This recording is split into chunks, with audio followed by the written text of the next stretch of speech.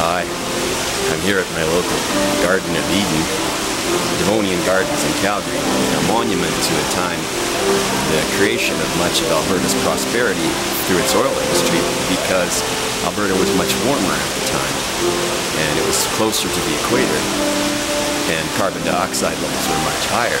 So there was an abundance of material for the making of reefs, which eventually became traps for oil.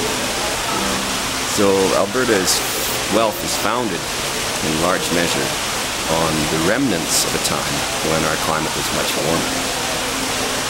And this is our local artificial Garden of Eden. It's attached to a shopping center, but it has an open roof, much like a greenhouse, a transparent roof. And I've chosen this location to talk about what I think are the recasting of notions of original sin. In the Bible, creation story of Genesis, Adam and Eve are put in place to take care of a garden, and they are created in the same ways that plants are created, and which are the foundations of two of our most contentious issues today.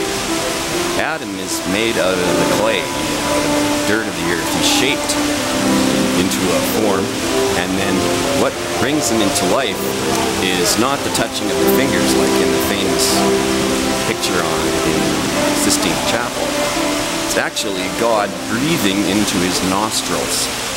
So we have Adam being created by emissions. And what do people breathe out in greater proportions than what they breathe in when they exhale?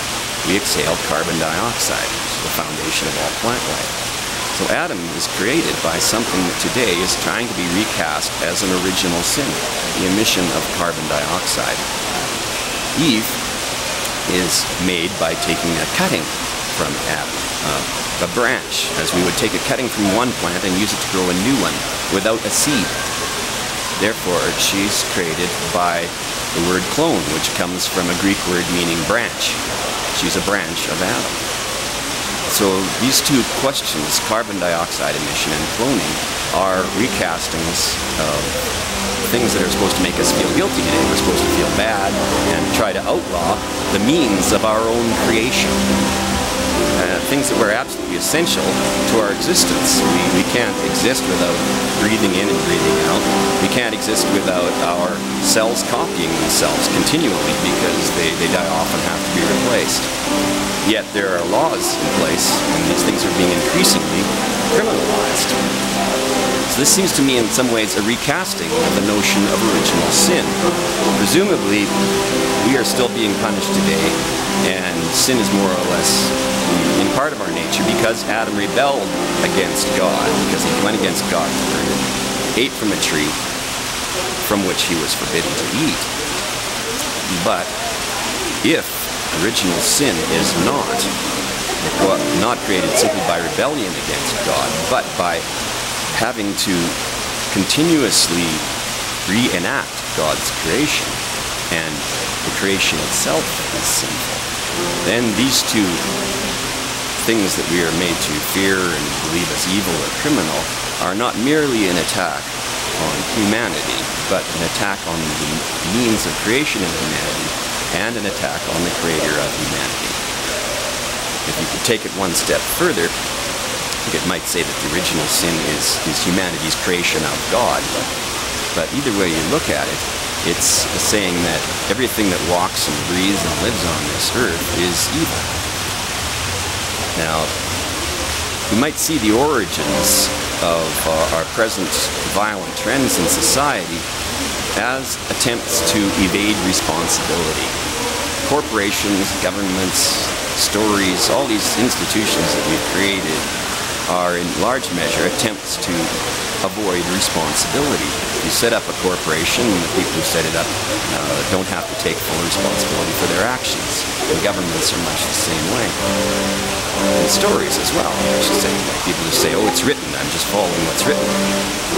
They don't take any responsibility in terms of how they interpret art, or they don't demand full responsibility to the creator of the art. And in the Garden of Eden story, one constant theme we see is the avoidance of responsibility. God does not take responsibility for giving Adam and Eve a full choice. If you look at the story carefully in Genesis 2, you can see that the tree of life is never explicitly mentioned to Adam and Eve. There's no evidence in the story that they know it even exists. They are told, don't eat from the tree of the knowledge of good and evil. So they know its existence, and they know it's in the midst of the garden. But the tree which is first described as being in the midst of the garden is not the tree of the knowledge of good and evil. It's the tree of immortal life.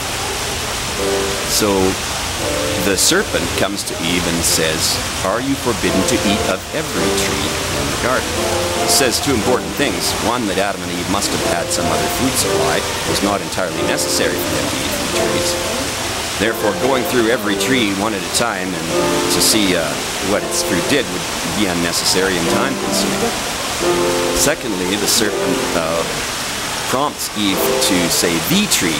Think of the tree in the midst of the garden, not a choice of two trees.